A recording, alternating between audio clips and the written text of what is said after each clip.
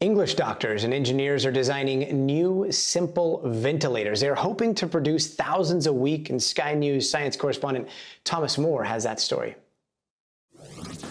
Okay, Andrew, here's the pneumatic component. Right, I'll take the red end. Fire that up. This could be the answer to the NHS's prayers. A prototype ventilator so simple that thousands of them could be made within a fortnight. Shall I put the compressed air in? Yes, please. Yep. Fast enough to meet the expected surge in patients critically ill with coronavirus. You ready to intubate? Yeah. It's the first time it's been tested on a medical dummy. And it works, the chest rising and falling. All controlled by a jumble of wires and electronics for now. But Sony has offered to turn them into a mass-produced circuit board, 5,000 of them a week. If this is something you can knock together in a weekend, mass producing it will be dead simple. We can go from this little rat's nest to a very clean PCB circuit board in the space of a couple of days. A week ago, engineers and anaesthetists at Oxford University started to brainstorm the government's urgent call for more ventilators. Their stripped-back design lacks the bells and whistles of modern machines. Compressed air squeezes a bag in a box, blowing oxygen into the lungs reliably and safely. We have gone back to basics. We've gone back to probably the state of ventilators 10 or 15 years ago, which is no big problem. We've also used components that we already have on the shelf. We've repurposed them. It can't break, there's no motors to burn out, there are no moving parts to snap. And it can be assembled very easily by anyone with the plans we're going to make freely available to any fabricator who we can get on board. It's simple, but it will keep people alive. COVID-19 has overwhelmed well-resourced hospitals in northern Italy, alarming doctors in Britain. The NHS has just over 8,000 ventilators. The government says 30,000 will be needed. Innovation is needed in ventilators and ventilator production, and so we're working very hard to work with the business community, who are really putting their fingers out on a whole variety of fronts to help build new ventilators and make sure that as many are available as possible. But, I mean, to be honest, there isn't a country in the world that has the stocks of ventilators that are needed when you have a pandemic like this. The Oxford team pitched their design to the Cabinet Office on Monday. 2 hospitals are on standby to test it on coronavirus patients. It might be simple, but in the coming weeks, it could be a lifesaver. Because of its small population, Iceland has tested more people per capita than any other nation in the world. Sky News correspondent Willa Marks brought up an up-close look at the country's effort to test everybody.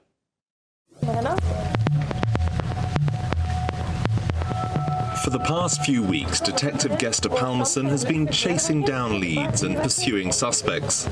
He's on the hunt for COVID-19. Today, it's his turn to join the lineup and face a swab.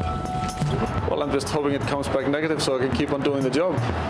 This test offered a brief break from his work at Iceland's National Crisis Centre, where he and dozens of other detectives are tracking every single case of coronavirus in the country.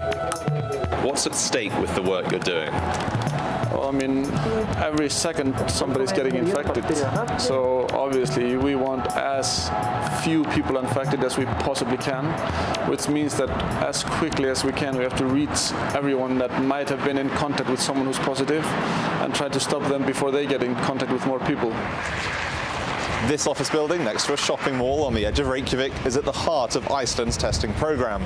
Every day, hundreds of people with no COVID-19 symptoms come here to find out whether they're carriers of the virus. Iceland started testing non-symptomatic members of the public at the start of February. Thanks to its small population, it's tested more citizens per capita than anywhere else in the world. And the small country's chief epidemiologist, Thorolfur Gudnason, says the strategy may be working. It's very important to test very aggressively. We put those who test positive in isolation, and we do contact tracing very aggressively also. We put all contacts in quarantine And it's interesting that more than half of those who we are diagnosing now are actually in quarantine when they're diagnosed, which means that our policy of quarantine is probably very effective in minimizing the epidemic. This has allowed authorities here to delay the closure of bars and restaurants like in many other major cities. Some stores remain open. People still walk the streets and explore the great outdoors, weather permitting. What makes Iceland such an ideal place to better understand how this virus spreads is not only its low population density, but also its extremely remote geography. There are simply so few ways to actually get here. That's helped scientists learn who's transmitting the virus, when they spread it, and how long till it vanishes from their system. Around 1 in 5 high-risk residents, returning travellers and those exposed to known carriers have tested positive.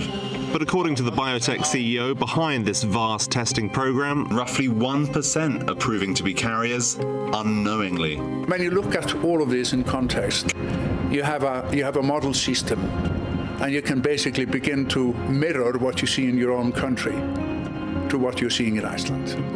Kári Stephenson started the biotech firm that's carrying out the tests.